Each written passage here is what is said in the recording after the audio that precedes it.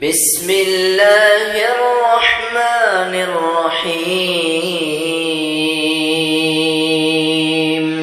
السلام علیکم ورحمۃ اللہ وبرکاتہ۔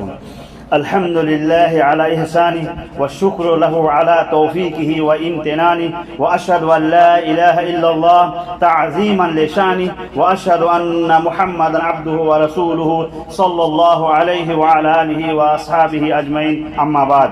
سال 2020 میں حجاج کرام کی تعداد محدود ہوگی۔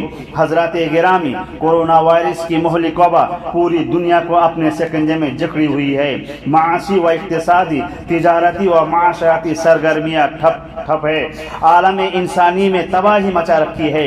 ہر طرف خوف و ہراس کا ماحول قائم ہے۔ پوری دنیا سہمی ہوئی ہے۔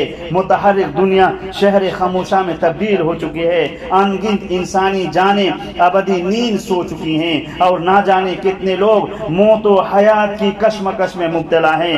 اس مہلک وبا نے جہاں پوری دنیا انسانیت پر ایک خاص اثر چھوڑ رکھا ہے، وہیں عبادات ربانی میں بہت زیادہ خلل واقع ہوا ہے۔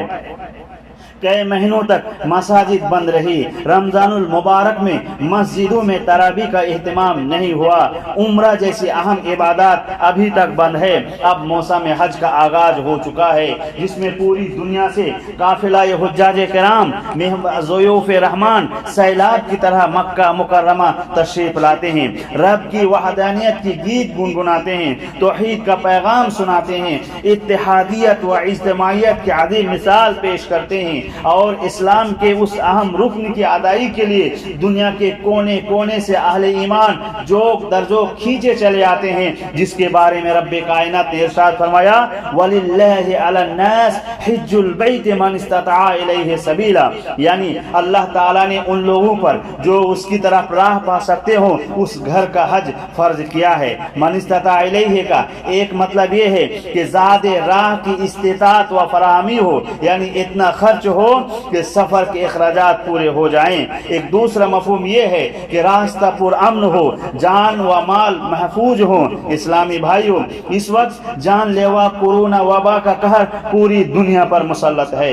سفر پر خطر ہے، انسانی جانیں غیر محفوظ ہیں، لہذا ان تشویشناک و پر خطر حالات کو دیکھتے ہوئے وزارت حج نے انسانی جانوں کی تحفظ و سلامتی کو مد نظر رکھتے ہوئے یہ فیصلہ لیا ہے کہ باہری ممالک سے کوئی حجاج کرام اس سال 2020 کو مناسک حج کی ادائیگی کے لیے مکہ مکرمہ تشریف نہیں لائیں گے، بلکہ سعودیین و مختلف ممالک کے لوگ جو سعودی عرب میں مقیم ہیں انہی میں سے محدود عدد فکسڈ کوانٹیٹی میں مناسک حج ادا کریں گے۔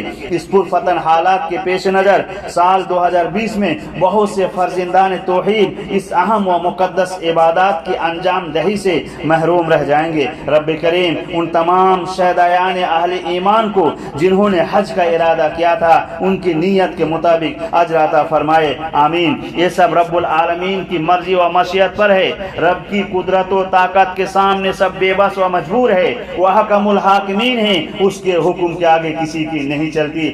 آئیے رب العالمین کے دربار میں رو رو کر گر گڑا کر بسجود ہو کر دعا کرتے ہیں کہ اللہ اس مہلک وبا و قدرتی آفات کو جلد سے جلد ختم کر دے، پھر سے دنیا میں امن و سکون کا ماحول قائم ہو، تجارتی و معاشرتی و تعلیمی سرگرمیاں پھر سے بحال ہو۔ اے اللہ ہماری خطاؤں کو درگزر فرما، ہمارے گناہوں کو بخش دے۔ اقول قولی ھذا استغفر اللہ لی ولسائر المسلمین واستغفروہ انہ هو الغفور الرحیم، وصلی اللہ علی نبینا محمد وعلی آلہ وصحبہ اجمعین۔